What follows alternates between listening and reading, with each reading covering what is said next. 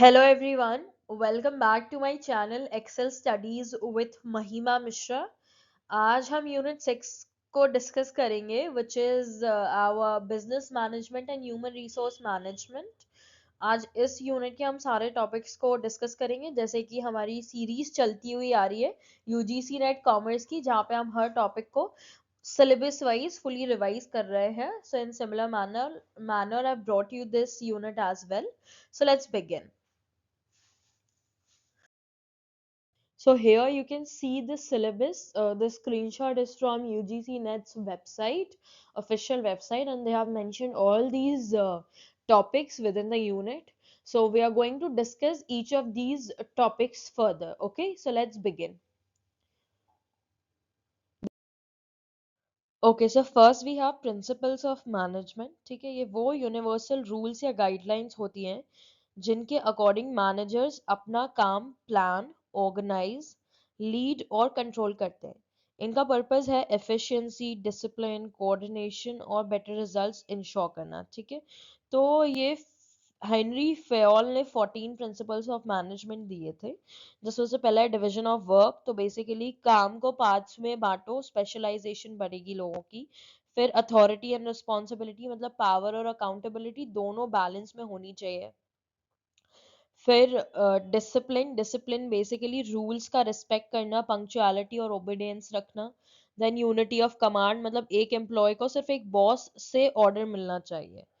फिर आता है आपका यूनिटी ऑफ डायरेक्शन, मतलब सेम गोल वाले सब एक्टिविटीज एक ही प्लान के अंदर होनी चाहिए. मतलब कि जो ऑल टुगेदर कंपनी में लोग काम कर रहे हैं वो एक ही गोल या एक ही डायरेक्शन या एक ही ऑब्जेक्टिव की तरफ उनका काम जो है वो होना चाहिए. फिर आता है आपका subordinate of individual interest to general interest, मतलब कंपनी का इंटरेस्ट जो है ना वो एम्प्लॉयज के लिए पर्सनल इंटरेस्ट से ज्यादा होना चाहिए. एंड इफ नॉट ज्यादा, they should also equivalently respect companies goals and interest. Okay, फिर आपका रेम्यूनरेशन, मतलब फेयर और सैटिस्फैक्टरी सैलरी होनी चाहिए for employees so that they can feel motivated enough to do the work. Then comes centralization.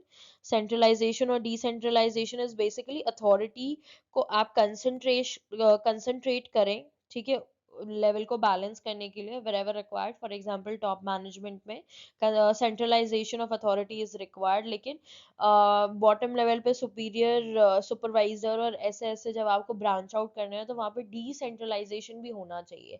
So you should have enough balance of centralization and decentralization of authority to make a very balanced decision making process, and so that everything can happen smoothly in your business.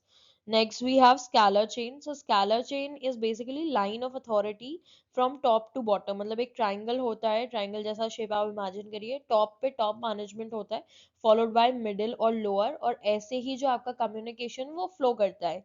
ठीक है, तो उसको हम scalar chain बोलते हैं. ये basically इसलिए होता है कि आपका जो चेन ऑफ कमांड है और वो कम्युनिकेशन है वो क्लियर हो. उसके बाद वी हैव ऑर्डर. ऑर्डर का मतलब होता है right person at right place, मतलब रिसोर्सेज का सिस्टमैटिक अरेंजमेंट हो. ठीक है, और लोगों का, रिसोर्सेज का, हर चीज का प्रॉपर अरेंजमेंट होना चाहिए एक ऑर्गेनाइजेशन के अंदर to ensure efficiency. Then we have equity, means employees के साथ फेयरनेस होनी चाहिए. ठीक है, they should be felt equitable, and you are supposed to deal with them with kindness and justice.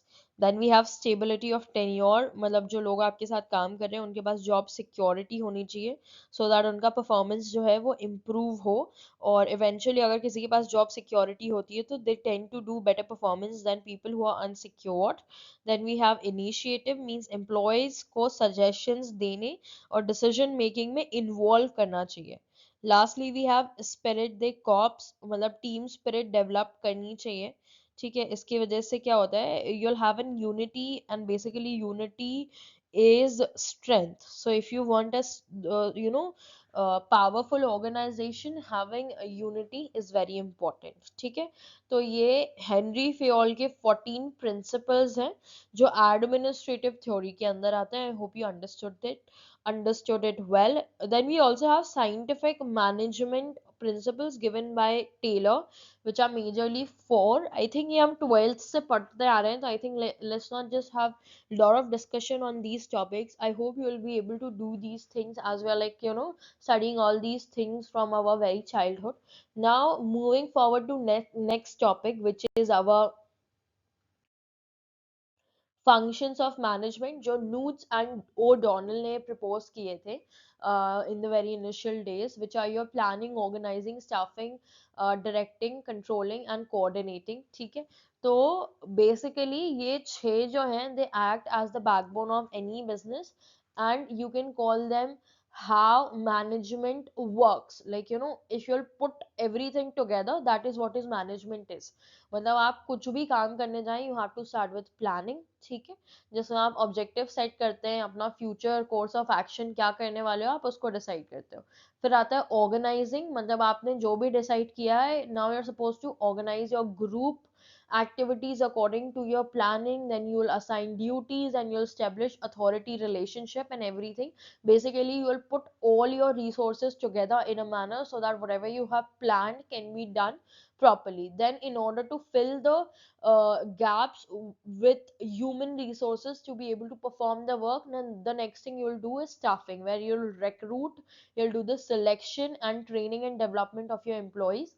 जब आपने ये सब कर लिया तो अब आपको डायरेक्टिंग करनी है, मतलब you are suppose to guide the people you have employed of how to achieve your goal whatever you have planned. Okay, तो वहां पे गाइडिंग, मोटिवेटिंग, ठीक है, और एम्प्लॉय को लीड करना सो दैट वो आपका गोल अचीव कर पाए, ये सारी चीजें डायरेक्टिंग के अंदर आती हैं. जब आप ये कर लेंगे तो लास्ट में आपको कंट्रोल करना है, मतलब आप जो भी काम हुआ है तो उसमें किस तरीके का काम हुआ है उसकी परफॉर्मेंस को मेजर करना, और अगर कुछ ऊपर नीचे है तो वहां पे करेक्टिव एक्शंस लेना, दैट इज कंट्रोलिंग. ठीक है, lastly we have coordinating, basically harmonizing activities to ensure unity of action, मतलब सबको आपस में coordinate करके चलना is the last thing here. Okay, so I hope you understood the functions of management. Up next we have organization structure. तो organization structure basically क्या होता है कि आपका जो ऑर्गेनाइजेशन है उसमें flow of authority and responsibility कैसी है, उसको हम ऑर्गेनाइजेशन स्ट्रक्चर बोलते हैं. ठीक है, here I also incorporated flow chart from where you can have clarity of how this things work and looks like. So first these are like the types of organizational structure which are mainly seen in organization. So the first we have line organization. ठीक है, authority flows directly from top to bottom, मतलब यहाँ पे आपका top management है, यहाँ पे आपका मिडिल मैनेजमेंट है, और फिर आखिर में आपके लोअर मैनेजमेंट आ जाएंगे. ठीक है, और टॉप टू बॉटम जो है आपकी अथॉरिटी वो स्मूथली फ्लो हो रही है, तो इसको हम लाइन ऑर्गेनाइजेशन बोलते हैं. यहाँ पे एडवांटेज क्या है इसके कि ये बहुत ही सिंपल होता है और अथॉरिटी जो है यहाँ पे बहुत क्लियर होती है. ठीक है, लेकिन कभी कभी ये मैनेजर्स के लिए ओवर बर्डन हो जाता है, इसलिए इसका डिसएडवांटेज है over burdening with like lot of authority and responsibility at to certain extents on manager. That is the disadvantage. अब आते हैं functional organization पे. functional organization जो है that is based on specialization and each function has an expert head. ठीक है, अब यहाँ पे जो है हम ऑर्गेनाइजेशन को फंक्शन हेड के बेसिस पे जो है डिवाइड कर देते हैं. तो बेसिकली अब यहाँ पे ऊपर से तो ये एक लाइन मैनेजमेंट की तरह ही दिखता है, जैसे आपका टॉप मैनेजमेंट आ गया, मिडिल मैनेजमेंट आ गया, लेकिन नीचे जो है यहाँ पे आपको डिपार्टमेंटल हेड्स दिख जाएंगे. ठीक है, मतलब एक स्पेशलाइजेशन मिल जाएगा, जैसे सेल्स डिपार्टमेंट हो गया, मार्केटिंग डिपार्टमेंट हो गया.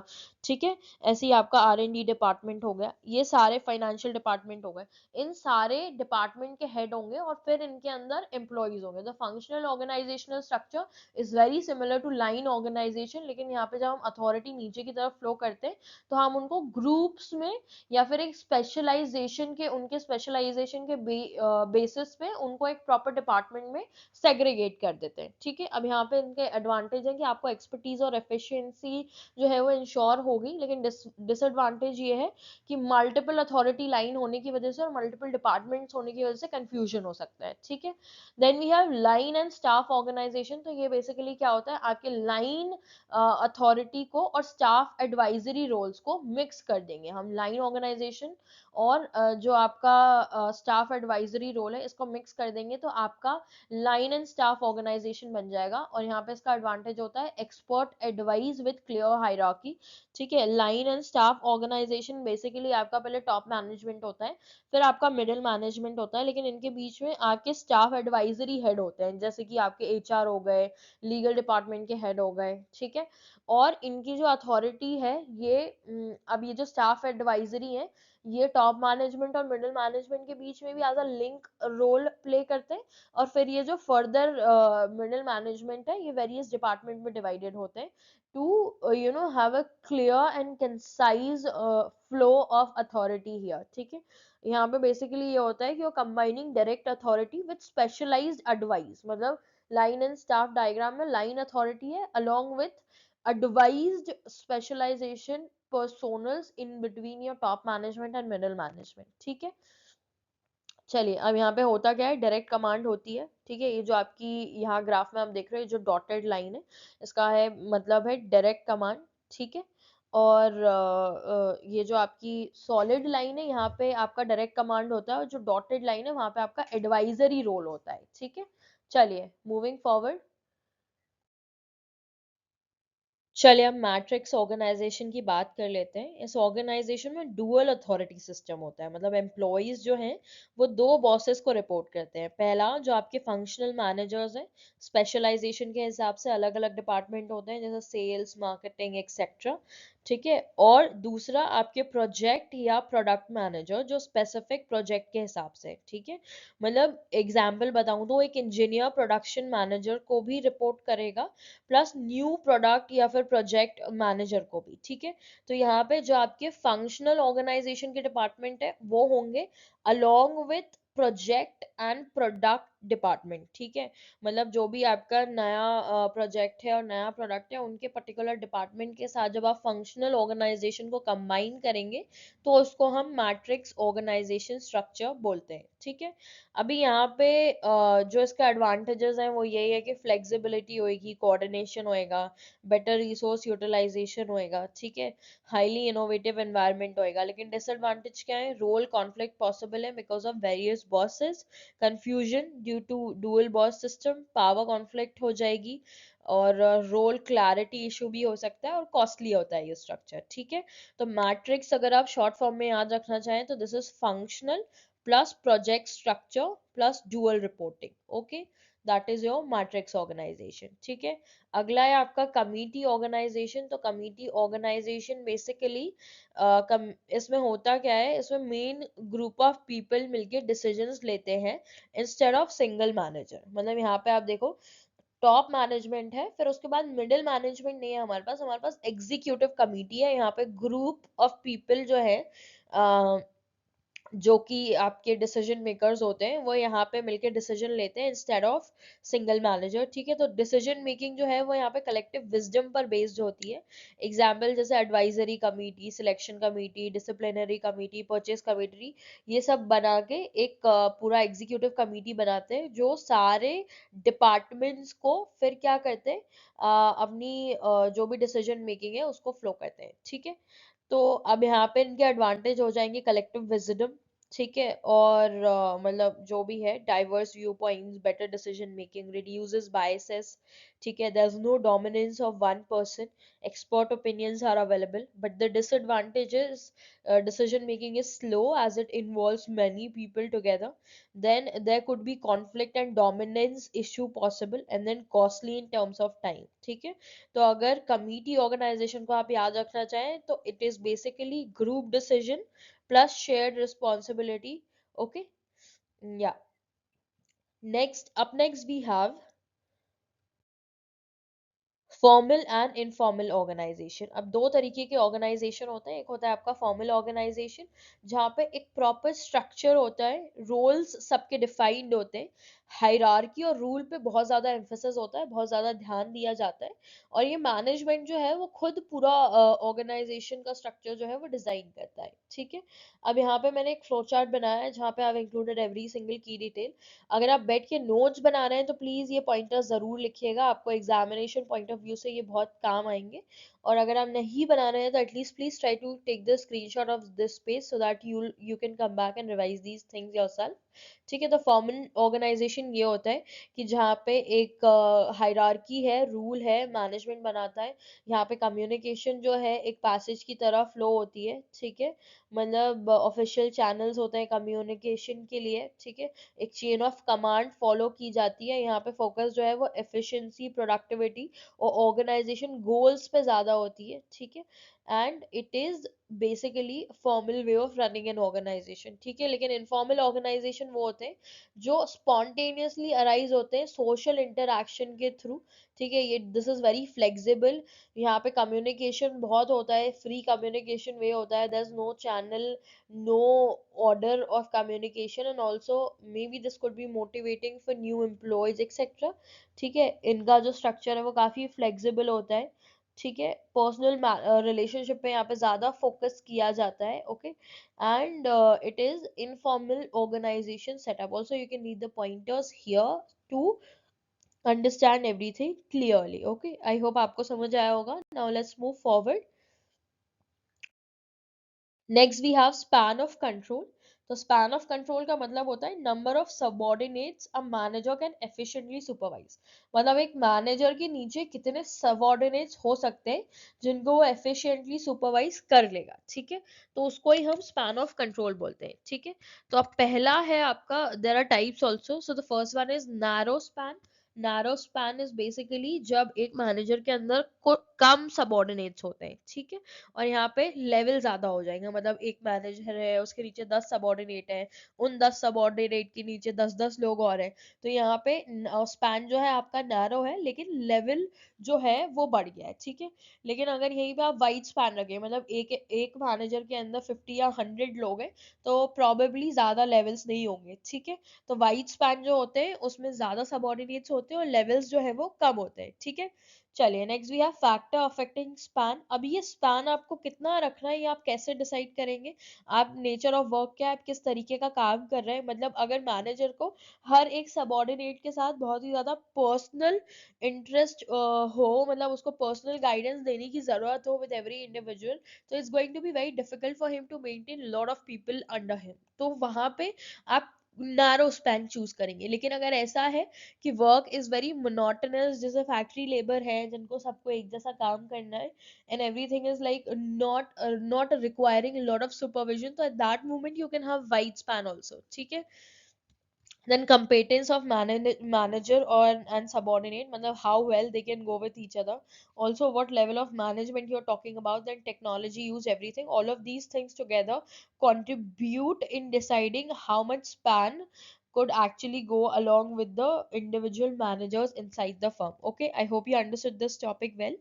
Now let's move further। चलिए अब हम देख लेते हैं रिस्पॉन्सिबिलिटी एंड अथॉरिटी। तो basically authority is the right to command and make decision, ठीक है। मतलब जब आप किसी को कमांड देके कोई डिसीजन लेने की कोशिश करते हैं उसको ही हम अथॉरिटी बोलते हैं, ठीक है।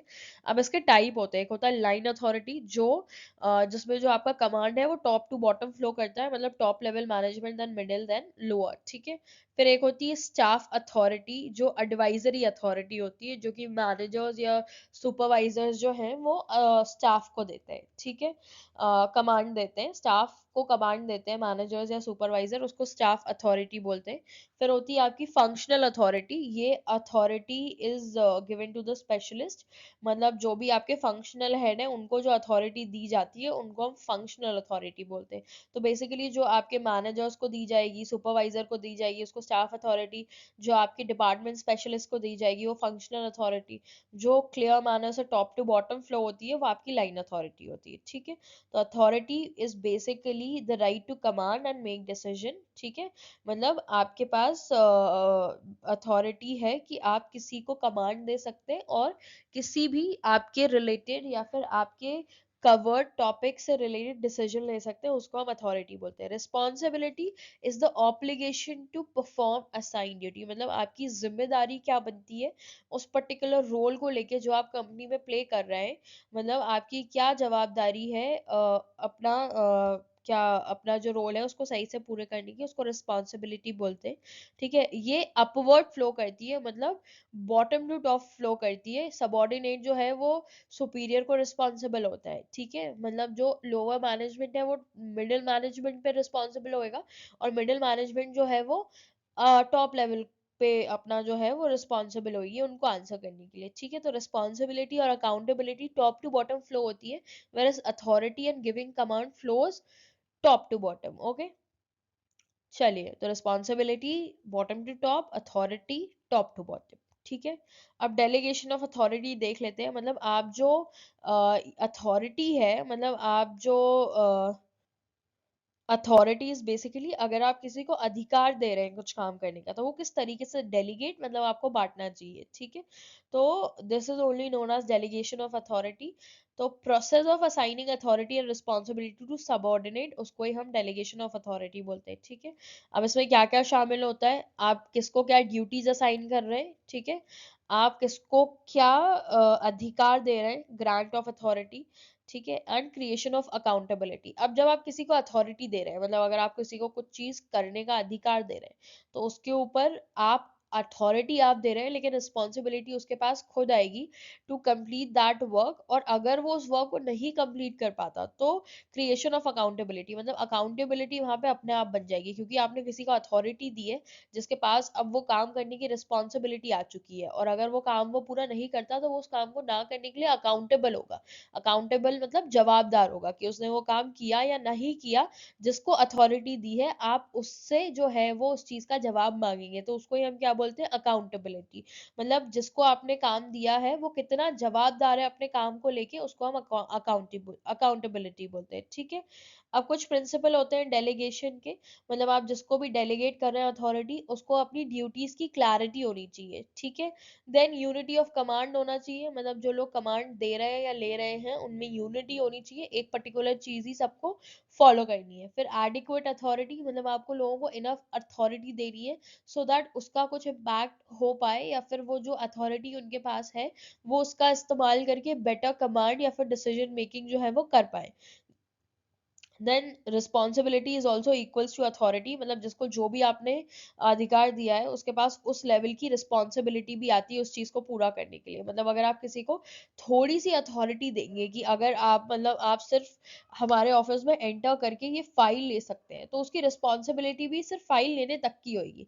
लेकिन अगर आप किसी को बहुत बड़ी अथॉरिटी दे रहे हैं कि आप हमारे कंपनी के जर्नल मैनेजर हैं और आपको पूरा काम देखना है, तो उसके बाद उस इंसान की रिस्पॉन्सिबिलिटी भी उतने लेवल की बढ़ जाएगी। मतलब जिसके पास जितनी जवाबदारी होगी, मतलब जिसके पास जितना अधिकार होएगा, उसके पास उतनी ही ज्यादा जवाबदारी होगी उस रोल को पूरा करने के लिए। ठीक है, अब बात कर लेते हैं डिसेंट्रलाइजेशन की। Decentralisation is systematic delegation of authority throughout the organisation. जब आप पूरे ऑर्गेनाइजेशन में अथॉरिटी को डेलीगेट कर देते हैं, बांट देते हैं, तो उसको हम क्या बोलते हैं, डिसेंट्रलाइजेशन। ठीक है, अब यहाँ पे सेंट्रलाइजेशन भी एक चीज होती है, मतलब आप पावर को जब कंसंट्रेट कर देते हैं, बहुत सारे लोगों में पावर ना बांट के कुछ चंद लोगों में या एक दो लोगों में रखते हैं, तो उसको सेंट्रलाइजेशन बोलते हैं। और डिसेंट्रलाइजेशन मतलब है कि आपने अपनी पावर जो है वो लोअर लेवल में डिस्ट्रीब्यूट कर रखी है। तो कुछ चीजें ऐसी होती हैं जो सेंट्रलाइज होती हैं टॉप मैनेजमेंट के पास, जैसे फाइनल डिसीजन कॉल। ठीक है, और भी जो बड़े बड़े डिसीजन है, project launch decision and etcetera, तो वो सेंट्रलाइज्ड होते हैं, जो कि टॉप मैनेजमेंट के पास होते हैं। वही कुछ डिसीजंस जो है जैसे day to day work management etcetera, वो मैनेजर्स के पास डिसेंट्रलाइज होते हैं। ठीक है, so I hope you understood the concept of centralization and decentralization. Now let's just move forward. Yeah, up next we have motivation and leadership. The motivation is basically the process of stimulating people to action to accomplish goal. लोगों को एक इस तरीके का एहसास दिलाना कि आप जो काम कर रहे हैं आपको वो पूरा करना है और आपको कोई ना कोई गोल अकम्प्लिश करना है, इसको ही हम मोटिवेशन बोलते हैं। जब आप एक्सटर्नली, बेसिकली मोटिवेशन दो तरीके का होता है, एक्सटर्नल जो आपको बाहर से मिलता है, एक होता है इंट्रिंसिक मोटिवेशन जो आपको खुद के अंदर से आता है। ठीक है, और एक होता है एक्सट्रिंसिक जो आपके एक्सटर्नल रिवॉर्ड या एक्सटर्नल फैक्टर से रिलेटेड होता है। मतलब यूजीसी नेट क्लियर करके आप एक प्रोफेसर बनेंगे कल, और आपको वो पोजीशन और प्रेस्टीज पसंद है इसलिए आप इतनी मेहनत कर रहे हैं, तो ये आपका इंट्रिंसिक मोटिवेशन है, जो आपका इंटरनल ड्राइव है, जो आपको मोटिवेट कर रहा है पढ़ने के लिए। लेकिन एक्सटेंसिव मोटिवेशन क्या हो सकता है कि मेरे पापा ने बोला अगर मैं एग्जाम निकालूंगी तो मुझे आईफोन मिलेगा। बेसिकली कोई भी मटेरियलिस्टिक या फिर आउटर एक्सटर्नल रिवॉर्ड जो आपको मिलेगा, उसको आप एक्सट्रिंसिक मोटिवेशन करते हैं। मतलब जो मैं प्रोफेसर इसलिए बनना चाहता हूँ क्योंकि मुझे अच्छी सैलरी मिलेगी, ये एक्सटर्नल रिवॉर्ड है, तो इसलिए एक्सट्रिंसिक मोटिवेशन होता है। तो बेसिकली किसी भी तरीके का स्टिमुलाई जो आपको कोई ना कोई काम करने का, कोई ना कोई एक्शन लेने पे मजबूर करे, उसको हम मोटिवेशन बोलते हैं। ये दोनों तरीके से हो सकता है, इंट्रिंसिक या फिर एक्सट्रिंसिक। ठीक है, अब हम देख लेते हैं कुछ थ्योरीज ऑफ मोटिवेशन। पहला है आपकी मैस्लोज नीड हायरार्की थ्योरी, जिसमें बेसिकली 5 लेवल होते हैं। ये बेसिकली ये जो ये लिखा हुआ है आप इसको इग्नोर करो, दिस इज नॉट रिक्वायर्ड। ठीक है, फोर्थ एंड फिफ्थ। तो first is your psychological need, जहाँ पे आप बेसिक चीज अपना फूड शेल्टर होम एंड ये सब जो है वो इंश्योर करते हैं। बेसिकली अगर कोई इंसान है उसके पास कुछ भी नहीं है, तो वो पहले यही चाहेगा कि मेरे पास खाना, कपड़ा, मकान, ये सब हो। उसके बाद वो चाहेगा कि मेरे पास एक सेफ्टी हो, घर बार हो, थोड़ा सा थोड़ी सेफ्टी नीड जाती है सेकेंड नंबर पे लोगों की। Then we have love and belongingness.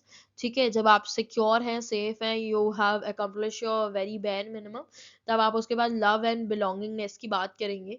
Letter जब ये सब फुलफिल हो जाएगा तो हम एस्टीम, मतलब अपनी इज्जत, अपना नाम बनाने की कोशिश करेंगे। Lastly we have self actualisation, जहाँ पे आप एज एन इंडिविजुअल अपना full potential, personal growth, creativity, अपनी लाइफ का जो पर्पस है, उन सारी चीजों पे फोकस करेंगे। अब मैस्लो की नीड हायरार्की थ्योरी ये बोलती है कि हम हमेशा टॉप टू बॉटम बढ़ते हैं अपनी नीड को सेटिस्फाई करने के लिए। मतलब अगर हमारी फिजियोलॉजिकल नीड्स पूरी नहीं है तो हम लव एंड बिलोंगिंग के बारे में नहीं सोचेंगे। ठीक है, तो these actually go from top to bottom। ठीक है, next we have Herzberg's 2 factor theory. ये बेसिकली 2 फैक्टर बोल रहे हैं कि मोटिवेशन जो है वो 2 फैक्टर्स पे डिपेंड करता है, कि आपके हाइजीन फैक्टर और एक है आपके मोटिवेटर फैक्टर। तो बोलते हैं कि जो आपके हाइजीन फैक्टर्स हैं, अगर आप ये चीज अकम्प्लिश नहीं कर रहे हैं, ठीक है, तो डिससेटिस्फैक्शन जरूर हो जाएगा। सेटिस्फैक्शन प्रेजेंट हो चाहे नहीं हो, एम्प्लॉय जो है वो बहुत ज्यादा डिससेटिस्फाइड हो जाएगा। ठीक है, तो आपको अच्छी सैलरी देना, जॉब सिक्योरिटी देना है, जो बेसिक चीजें हैं, इनको तो आपको पूरी करनी चाहिए, नहीं तो एम्प्लॉय जो है वो डिससेटिस्फाइड हो जाएगा, मोटिवेट होना तो दूर की बात। और उसके बाद अगर आपको किसी को अपलिफ्ट करना है तो आप उनको अचीवमेंट, मतलब उनके जो भी अचीवमेंट्स हैं वो फुलफिल कराएं, या वो खुद से पूरे करें, या उनको रिकॉग्निशन मिले, रिस्पॉन्सिबिलिटी मिले। ये मोटिवेशन ऐड कर देंगे किसी की लाइफ में। लेकिन वो बोलेंगे अगर मोटिवेटर फैक्टर्स नहीं भी हुए तो काम तो चल जाएगा, लेकिन अगर हाइजीन फैक्टर्स नहीं हुए तो फिर that thing, like whatever the employee is doing, that will not make them happy at all। तो हर्सबर्ग की 2 फैक्टर थ्योरी ये बोलती है कि एम्प्लॉय को आप मोटिवेट करोगे, लेकिन वो मोटिवेट तभी होएगा जब उनका जो बेयर मिनिमम है वो सेटिस्फाइड हो। ठीक है, तो वो सेटिस्फाइड कितने, मोटिवेटेड कितने, वो हम बाद में देखेंगे, लेकिन एटलीस्ट वो डिससेटिस्फाइड नहीं होने चाहिए। तो पहले आपके हाइजीन फैक्टर्स आते हैं, जब आप ये फुलफिल कर दोगे तो फिर आप मोटिवेटर फैक्टर्स जो है उस पर काम कर सकते हैं। ठीक है, चलिए, up next we have McGregor's theory X and theory Y. तो मैकग्रेगर ने एक थ्योरी प्रपोज की थी जिसमें वो बोलते हैं कि जो थ्योरी एक्स वाले लोग होते हैं, ठीक है, ये इस तरीके के लोग होते हैं कि वो काम करना ही नहीं चाहते हैं। ठीक है, तो यहाँ पे आपको उनको मोटिवेट करने के लिए काफी कंट्रोल लेना चाहिए। ठीक है, और बेसिकली इस अथॉरिटी से उनको डील करना चाहिए कि वो कैसे ना कैसे आपका काम करें। ठीक है, ये वो लोग होंगे जिनको काम पसंद नहीं होगा, रिस्पॉन्सिबिलिटी अवॉइड करेंगे, इनके पास कोई अम्बिशन नहीं है, तो ये थ्योरी एक्स वाले लोग होते हैं।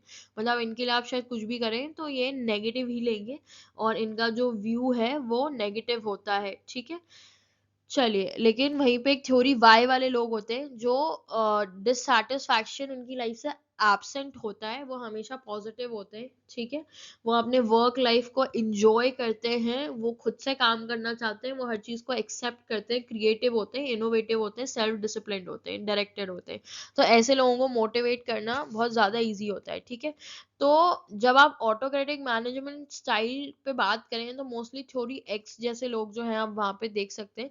लेकिन अगर आप पार्टिसिपेटिव मैनेजमेंट स्टाइल की तरफ जाएंगे तो आप लोगों का बिहेवियर जो है वो थ्योरी वाई की तरह हो जाएगा। ठीक है, तो अगर आपको मोटिवेटेड लोग चाहिए तो आप पार्टिसिपेटिव मैनेजमेंट स्टाइल को फॉलो करें, जहाँ पे लोग जो है वो इंडिविजुअली डिससैटिस्फाइड ना हो, डिससैटिस्फैक्शन एब्सेंट हो, so that they can work properly for your organisation, ठीक है। फिर आता है एल्डफर्स ईआरजी थ्योरी। ईआरजी का फुल फॉर्म है एग्जिस्टेंस, रिलेटेडनेस एंड ग्रोथ। तो बेसिकली मैस्लो ने जो 5 दिए थे अपने हायरार्की में स्टेप्स, उनको यहाँ पे 3 में कंक्लूड कर दिया है एल्डफर ने, ठीक है। एग्जिस्टेंस में आपकी पूरी physiological and security safety needs आ जाएंगी। रिलेटेडनेस नीड्स में आपकी लव बिलोंगिंग आ जाएगा, little bit of self esteem, and growth need में आपका सेल्फ एक्चुअलाइजेशन और ये सारी चीजें आ जाएंगी, ठीक है। चलिए, तो आप जैसे जैसे ऊपर बढ़ते जाएंगे आपका सेटिस्फैक्शन और प्रोग्रेशन बढ़ेगा, लेकिन अगर आप नीचे आएंगे इस साइकिल में तो आपका फ्रस्ट्रेशन और रिग्रेशन जो है वो बढ़ जाएगा, ठीक है। आपके पास हमेशा एक फ्लेक्सिबल हायरार्की होनी चाहिए जो आपको मल्टीपल नीड्स को एक टाइम पे पूरा करने के लिए अलाउ करे और आपकी मल्टीपल मूवमेंट्स हो पाए rather than any one particular step. ये एल्डरफर्स की ईआरजी थ्योरी है, ठीक है। आई होप आपको ये समझ में आया होगा। Now let's move forward to McLellan's theory of needs and Bloom's expectancy theory। चलिए, अब मैकलेलन की थ्योरी पे पहले बात कर लेते हैं। मैकलेलन की जो थ्योरी है उसको हम अक्वायर्ड नीड्स थ्योरी या फिर लर्नड नीड्स थ्योरी के नाम से भी जानते हैं, ठीक है। अब इसके अकॉर्डिंग लोगों का बिहेवियर उनकी 3 सीखी हुई नीड्स से इन्फ्लुएंस होता है। ये जन्म से नहीं, एक्सपीरियंस एंड लर्निंग से डेवलप होती है। पहला है आपका need for achievement, and then need for power, और फिर तीसरा होता है आपका नीड फॉर एफिलिएशन। तो नीड फॉर अचीवमेंट क्या होती है? बेसिकली गोल अचीव करने की स्ट्रॉन्ग डिजायर, ठीक है, जहाँ पे इंसान जो है वो बहुत ही ज्यादा रिस्क टेकिंग होता है, इनोवेटिव होता है और फीडबैक पसंद करता है, ठीक है, और कंपटीशन भी पसंद करता है। फिर आती है नीड फॉर पावर। जब ये सारी चीजें पूरी हो जाती है, उसको कुछ अचीव कर लेता है वो अपनी लाइफ में और कुछ अचीव कर लेता है, तो फिर उसके बाद दूसरों को इन्फ्लुएंस एंड कंट्रोल करने की डिजायर आ जाती है लोगों के अंदर, ठीक है। लीडरशिप क्वालिटीज डेवलप हो जाएंगी जैसे कि मैनेजर, पॉलिटिशियंस एक्सेट्रा। फिर उसके बाद आएगी आपकी नीड फॉर एफिलिएशन, मतलब अब आप friendly relations, team bonding, conflict avoid करना चाहेंगे इस पोजीशन में, और सपोर्टिव और कोऑपरेटिव नेचर के हो जाएंगे, ठीक है। तो पहले आप कुछ अचीव करना चाहेंगे and then you will come to the power thing and then affiliation, ठीक है। तो motivation depends on which need is dominant in a person. अब बेसिकली यहाँ पे क्या है, जरूरी नहीं है हर इंसान तीनों नीड को पूरा करे। आप किस पर्टिकुलर चीज को लेके डोमिनेंट है आप उसको फॉलो करेंगे। अगर आप बहुत अचीवमेंट ओरिएंटेड है तो आप ये सारी चीजों पर फोकस करेंगे। Drive to excel, you are very challenging, you will take any challenging task, ठीक है। अगर आप पावर से इन्फ्लुएंस है तो आप ऐसा कुछ करेंगे जहाँ पे आपके पास कंट्रोल आए, ठीक है। और अगर आप एफिलिएशन से इन्फ्लुएंस है तो आप फ्रेंडली रिलेशनशिप, टीम बॉन्डिंग, ऐसा कुछ करने की कोशिश करेंगे, ठीक है। चलिए, अगला हम देख लेते हैं हमारा ब्रूम्स एक्सपेक्टेंसी थ्योरी। ये इसको हम एक्सपेक्टेंसी इंस्ट्रूमेंटालिटी बैलेंस मॉडल भी बोलते हैं, ठीक है। अब ब्रूम कहते हैं कि लोग तब मोटिवेटेड होते हैं जब उन्हें लगे कि उनकी मेहनत से अच्छा परफॉर्मेंस होगा और उस परफॉर्मेंस से उन्हें रिवॉर्ड मिलेगा, ठीक है। जैसे मोटिवेशन क्या है यहाँ पे, expectancy into instrumentality into balance. तो यहाँ पे एक्सपेक्टेंसी का मतलब है कि आप जितना एफर्ट लगाओगे, आप जितना आपका परफॉर्मेंस होगा, इंस्ट्रूमेंटालिटी का मतलब है उतना रिवॉर्ड मिलेगा, ठीक है। और बैलेंस का मतलब है रिवॉर्ड कितना वैल्यूएबल या एक्साइटिंग है। तो आप जितनी मेहनत करोगे उससे आप अपना परफॉर्मेंस आउटकम को लिंक कर दो, जिससे आपको वैल्यू ऑफ आउटकम जो है वो जनरेट होएगा, ठीक है। तो अब बेसिकली अगर एम्प्लॉय को लगे मतलब मेहनत करने से परफॉर्मेंस बढ़ेगा तो ये आपका एक्सपेक्टेंसी हाई है, ठीक है। अच्छे परफॉर्मेंस पर बोनस पक्का मिलेगा तो ये आपकी इंस्ट्रूमेंटालिटी हो गई, ठीक है। और बोनस उसके लिए वैल्यूएबल है, जिसको बोनस मिल रहा है उसके लिए जो बोनस है वो बहुत वैल्यूएबल है, तो उसको हम बैलेंस बोल देंगे, ठीक है। तो मोटिवेशन यहाँ पे क्या हो जाएगा, मैक्सिमम हो जाएगा। बट अगर एक भी फैक्टर यहाँ पे जीरो है तो मोटिवेशन क्या हो जाएगा, जीरो आएगा, because anything multiplied with zero is zero. मतलब अगर वो अपने एफर्ट्स ही नहीं डाल रहा है, एफर्ट जीरो है, तो फिर परफॉर्मेंस आउटकम और वैल्यू ऑफ आउटकम कैसे होएगा, ठीक है। ऐसे ही अगर वो बहुत ज्यादा परफॉर्मेंस डाल रहा है लेकिन वहां पे कोई भी उसको रिवॉर्ड नहीं मिल रहा, बेनिफिट नहीं मिल रहा है, ठीक है, तो उसके लिए उस काम की कोई वैल्यू नहीं रहेगी। तो I hope you understood this thing well, ठीक है। चलिए, अब हम आगे बढ़ते हैं। चलिए, अब हम लीडरशिप को डिस्कस कर लेते हैं। तो basically leadership is the ability to influence and guide others toward goal achievement. मतलब एक गोल को अचीव करने के लिए आपके अंदर ऐसी एबिलिटी होनी चाहिए कि आप कुछ लोगों को उस गोल को अचीव करने की तरफ जो है वो इन्फ्लुएंस करे या गाइड करे, ठीक है, सो दैट आपका जो कॉमन ऑब्जेक्टिव है उसको आप अचीव कर पाए, ठीक है। अब लीडरशिप जो है उसके स्टाइल्स होते हैं, तो पहला है आपका ऑटोक्रेटिक लीडरशिप, जिसको अथॉरिटेरियन लीडरशिप भी बोलते हैं। यहाँ पे जो आपकी पावर है वो सेंट्रलाइज होती है, सेंट्रलाइज कंट्रोल होता है और स्ट्रिक्ट सुपरविजन होता है, ठीक है। यहाँ पे I've also made this image for your better understanding। फिर आता है आपका डेमोक्रेटिव या फिर पार्टिसिपेटिव लीडरशिप, ठीक है। तो अगर वही बोला है थ्योरी एक्स और वाई भी से रिलेटेड है, मतलब अगर आप ऑटोक्रेटिक है तो आपके पास वाले जो एम्प्लॉयज होंगे वो एकदम थ्योरी एक्स पे काम करेंगे, मतलब उनका मन नहीं होएगा काम करने का, they just doing it for the sake of doing it, they not be happy from inside and they won't be able to do things to their full potential. फिर अगला होता है आपका डेमोक्रेटिक और पार्टिसिपेटिव स्टाइल, जहाँ पे आपके जो डिसीजन मेकिंग है वो शेयर्ड होते हैं, आप लोगों के पार्टिसिपेशन को भी इंकरेज करते हो, though you are a leader but people around you are basically free, okay, they have the ability and can like allow to contribute and collaborate to the organization's overall goal achievement, ठीक है। फिर आता है आपका lizards fair या फिर free range style, जिसमें आपके लीडर का मिनिमल इंटरफेरेंस होता है, मतलब एम्प्लॉयज को बिल्कुल फुल फ्रीडम होती है, ठीक है।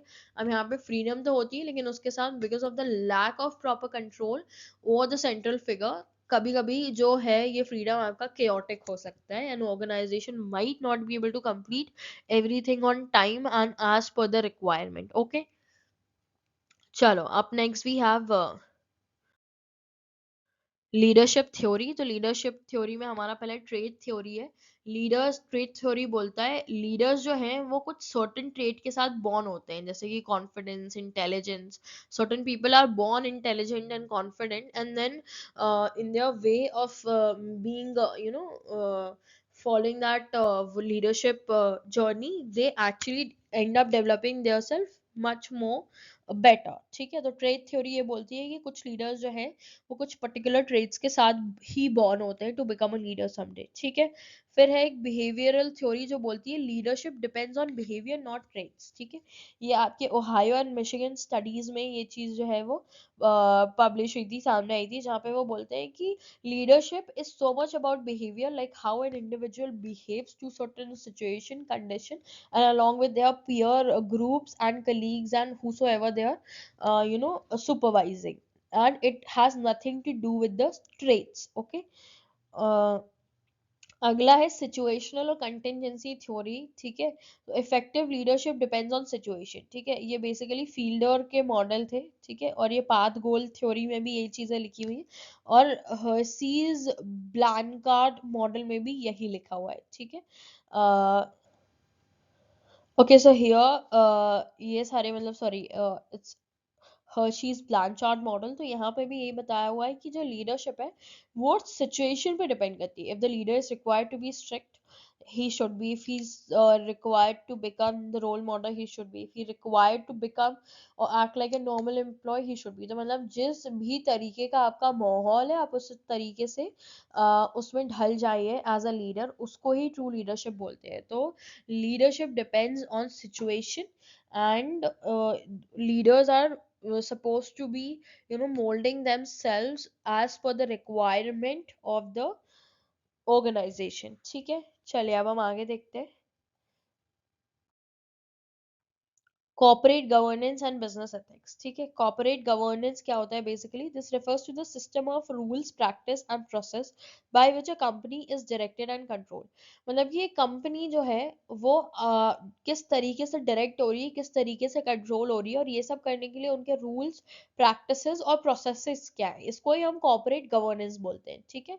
It ensures transparency, accountability and fairness in a company's relationship with all stakeholders, ठीक है। अब कॉर्पोरेट गवर्नेंस की वजह से आपकी जो कंपनी के रिलेशनशिप है वो स्टेक होल्डर्स के साथ बहुत अच्छे से मेंटेन होते हैं, because it allows you to be transparent, accountable and fair to your shareholders, ठीक है।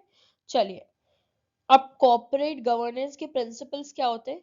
फर्स्ट इज ट्रांसपेरेंसी, मतलब आपका जो गवर्नेंस है वो क्लियर होना चाहिए, क्लियर डिस्क्लोजर होना चाहिए हर इंफॉर्मेशन और पॉलिसी का। अकाउंटेबिलिटी, मतलब आपके पास जवाब होनी चाहिए हर चीज की। मैनेजमेंट जो है वो शेयर होल्डर को आंसरेबल होना चाहिए for whatever actions of theirs, ठीक है। फिर उसके बाद फेयरनेस होना चाहिए, हर स्टेक होल्डर को इक्वल ट्रीटमेंट मिलना चाहिए। रिस्पॉन्सिबिलिटी, रिस्पॉन्सिबल होना चाहिए, ethical management of company affair, ठीक है। देन इंडिपेंडेंस, मतलब they should be able to avoid conflict of interest and independent directors role should be there, ठीक है। They should be dependent on anything external apart from their own organizations thing, okay. Up next we have business ethics, ठीक है। Business ethics basically it is the application of moral principle and values of business behavior, मतलब as a business personnel आपको business करने के etiquettes क्या है, उनको ही हम business ethics बोलते हैं, ठीक है। ethics जो है वो आपको गाइड करते हैं कि आपके लिए सही क्या है, गलत क्या है, और आपके business decisions और actions जो है वो बहुत मेजर्ड होना चाहिए सो that you don't and up doing anything wrong, ठीक है। अब यहाँ पे की प्रिंसिपल क्या होते हैं, you as a business personal should do everything with integrity and honesty, ठीक है। Business should be fair and justiciable, ठीक है। then you should have respect for your stakeholders, you're supposed to be accountable and transparent to your stakeholders, and also to look after corporate social responsibility, ठीक है। I think CSR we have already discussed in unit 1. I hope you know what is CSR. Up next we have human resource management. तो human resource management basically क्या होता है, आपकी company में जो personnels है, जो आपका ह्यूमन रिसोर्स है, ठीक है, तो आप उसको कैसे मैनेज करते हैं, इसको ही एचआरएम बोलते हैं, ठीक है। तो आप लोगों को कैसे रिक्रूट कर रहे हैं, हायर कर रहे हैं, उनकी डेवलपिंग मोटिवेशन आप उनको कैसे प्रोवाइड कर पा रहे हैं, और उनको आप अपने फर्म में रिटेन कैसे करें, मतलब कोई एक अच्छा एम्प्लॉय आया, he is doing so well for your company, but now obviously everyone want a good employee in their company, so it's very normal that another firm might be able to steal that important valuable human resource from your organization. तो आपको अपने काम के लिए और अपने firm में कैसे इंश्योर करना है कि वो ह्यूमन रिसोर्स को आप रिटेन कर पाए, कोई आपको बार बार छोड़ के ना भागे, ठीक है। तो ये सारी चीजों को जब आप एक साथ मिलाते हैं तो that is your human resource management. यहाँ पे आप एम्प्लॉयज के साथ उनका recruitment, developing, selection, motivation, training, retaining, ये सब करते हैं सो दैट आप आपके ऑर्गेनाइजेशनल गोल जो है वो इफेक्टिवली अचीव कर पाए, ठीक है। अब यहाँ पे what is the role and importance of HRM, the same thing we have discuss above. Also you can read these pointers for more clarity. Now let's talk about functions of HRM. तो पहला होता है managerial function, जहाँ पे आप human resource को manage करते हैं through planning, organising, directing and controlling, ठीक है। और फिर एक होता है आपका ऑपरेटिव फंक्शन, जिसके अंदर आता है प्रोक्योरमेंट, मतलब आपको ह्यूमन रिसोर्स प्लानिंग कैसे करनी है, प्रोक्योरमेंट मतलब आप उनको लेके कैसे आएंगे, ठीक है, हायर कैसे करेंगे, तो उसके लिए आप एचआर प्लानिंग करेंगे, how many people you require etcetera, ठीक है। फिर आप उनका रिक्रूटमेंट करेंगे, सिलेक्शन करेंगे, प्लेसमेंट करेंगे। फिर नेक्स्ट थिंग इज डेवलपमेंट, मतलब every individual will not be doing what your organization exactly need, and in order to mold them according to the needs of your organization, you need to develop them. That you can do through training, performance appraisal and career planning. Okay, next we have compensation. Now you have hired them, now you have developed them according to the need of your firm. Now comes compensation, मतलब कि whatever you're paying these human resources in exchange of their services, ठीक है। तो compensation में आपकी wages, incentives और बाकी सारे बेनिफिट्स आ जाएंगे। This is also part of human resource management because any one's major motivation to work is compensation, and you have to make sure that that is fair from your end also, and makes the employee satisfied to be able to work in your company, and be able, and you as a manager being able to retain them for longer, ठीक है। फिर आता है maintenance, maintenance में आप employ welfare, safety, motivation, ये सब करते हैं फॉर देयर बेटर रिटेंशन। और फिर लास्टली इंटीग्रेशन, मतलब हार्मोनियस रिलेशनशिप क्रिएट करना और टीम स्पिरिट क्रिएट करना with in the working personnels, okay. Next, we have recruitment and selection. Recruitment, basically, this is the process of attracting potential candidate to apply for job. एक job को पे apply करने के लिए आप potential candidate को जब अट्रैक्ट करते हैं तो उसको हम क्या बोलते हैं, रिक्रूटमेंट, ठीक है। अब इसके दो सोर्सेज हो सकते हैं, एक होता है इंटरनल, इंटरनली आप लोगों को एक पोजीशन से दूसरे में प्रमोट कर दे, एक कंपनी से दूसरे कंपनी में ट्रांसफर कर दे, ठीक है। और एम्प्लॉय रेफरल, मतलब आपके पास ऑलरेडी कोई एम्प्लॉय वर्क कर रहा है, आप उनसे रेफरेंस ले सकते हैं टू हायर समवन एल्स, ठीक है। तो ये आपके इंटरनल सोर्सेज ऑफ रिक्रूटमेंट हो गए। एक्सटर्नल, आपने एडवर्टाइजमेंट कर दिया न्यूज़पेपर, टीवी, वेरेवर रिक्वायर्ड, ठीक है। कैंपस रिक्रूटमेंट, आप कॉलेज के कैंपस या फिर जहाँ पे आपको यंग माइंड्स या एस्पिरेंट्स मिल सकते हैं, स्टूडेंट्स मिल सकते हैं, जो आपके जॉब के लिए फिट है, वहां से जाके उनको हायर करना। जॉब पोर्टल्स, ठीक है, जो भी आपके जॉब पोर्टल्स है, लिंक्डइन वगैरह, वहां पे जाके हायरिंग करना। एम्प्लॉयमेंट एजेंसीज भी होती हैं, where basically just how your LinkedIn etc works online, वैसे you have employment agencies from where the personas are also interacted and the company comes and hires them from those agency। तो ये सब external sources of recruitment हो गए, ठीक है। अब इसका स्टेप क्या होता है, पहले आप वैकेंसी आइडेंटिफाई करेंगे कि आपके पास कितनी जगह है, फिर आप जॉब डिस्क्रिप्शन और स्पेसिफिकेशन मेंशन करेंगे कि what is the job specifically about and how much, like what do you want the individual to have in to be able to have that job or to be able to get that job, ठीक है। फिर उसके बाद उसका advertisement करेंगे if not internal, और फिर उसके बाद एप्लीकेशन इनवाइट करेंगे, you'll ask people to send in their application for the following job, ठीक है। So these are the process of recruitment। Also recruitment is a positive process because here it is only about inviting application and you're not rejecting or making decision anyway, ठीक है। सो it's a positive process. अगली चीज है आपकी selection. अब जो recruitment से आपके पास एप्लीकेशन आए हैं, ठीक है, उनमें से जब आप सूटेबल कैंडिडेट और एप्लीकेंट्स को चूज करते हैं, उसको हम सिलेक्शन बोलते हैं, ठीक है। अब यहाँ पे इसके स्टेप्स होते हैं, प्रीलिमिनरी स्क्रीनिंग, मतलब आप पहले you will have a glance of what all you have received, ठीक है। उसके बाद आप उनके एप्लीकेशन फॉर्म जो है वो फिलअप करा के उस पे देखेंगे like what is going according to your job description and specification. उसमें से सिलेक्शन होने के बाद आप you will do the test and if required, like you can do various tests as per the requirement of whatever job you're hiring those people for, aptitude, personality, skill, जो भी है, ठीक है, लैंग्वेज एक्सेट्रा। फिर उसके बाद जो test pass करते हैं उनका इंटरव्यू होगा। इंटरव्यू होने के बाद आप रेफरेंस चेक करेंगे, बैकग्राउंड चेक करेंगे, medical examination if required in certain jobs that is supposed to happen after that। और फिर उसके बाद जब सब डन हो जाएगा तो आप जिनको भी सिलेक्ट करते हैं उनको जॉब ऑफर या प्लेसमेंट जो है वो प्रोवाइड करेंगे, ठीक है। तो अब selection is about choosing candidate where you will end up eliminating lot many candidates in various steps, ठीक है। So that is why selection is a negative process and recruitment is basically attracting candidates where selection is choosing among them, ठीक है। So I hope you understood recruitment and selection, and please remember these steps, they can come in sequencing, they can come in eliminate the following, they can come to put them in order etc। चलिए, next we have training and development। training is a process of improving employees knowledge and skill for present job। जो भी आपकी present job है उसके लिए जब आप employee का knowledge या skill बढ़ाते हैं so that they can fit best for your examination organizations work, that is your training, ठीक है। अब इसके दो मेथड होते हैं, एक होता है ऑन द जॉब ट्रेनिंग और एक होता है ऑफ द जॉब ट्रेनिंग। जब आप किसी को जिस तरीके का काम उसको करना है वहीं पे बुला के उसको ट्रेनिंग दे रहे हैं तो उसको ऑन द जॉब ट्रेनिंग बोलते हैं। लेकिन जब आप जॉब साइड से अलग होके कहीं पे उनको आर्टिफिशियल इन्वायरमेंट क्रिएट करके उस जॉब को करने की ट्रेनिंग देते हैं तो उसको ऑफ द जॉब ट्रेनिंग बोलते हैं, ठीक है।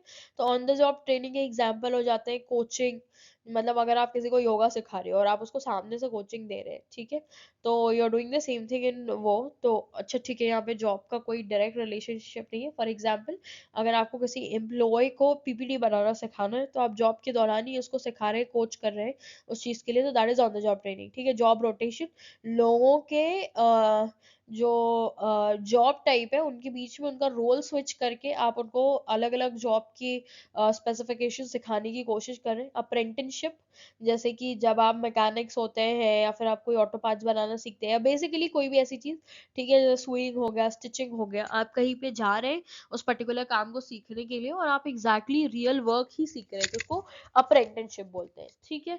अब ऑफ द जॉब ट्रेनिंग हो जाएगी आपकी लेक्चर देना किसी को। अभी जैसे आप किसी को बिठा के पढ़ा रहे हो, किसी टॉपिक के बारे में समझा रहे हो, but the job is not happening right now, ठीक है, but that lecture or coaching or whatever lecture you're giving or whatever, like you know, whatever the teaching is happening will help them later to perform the job. That is of the job training, ठीक है, यहाँ पे आप case studies समझाओ, simulation, e-learning, all of these things are part of the job training, where you're actually not doing the job but you're learning about the job, and you'll be able to use this knowledge to do the job later, ठीक है।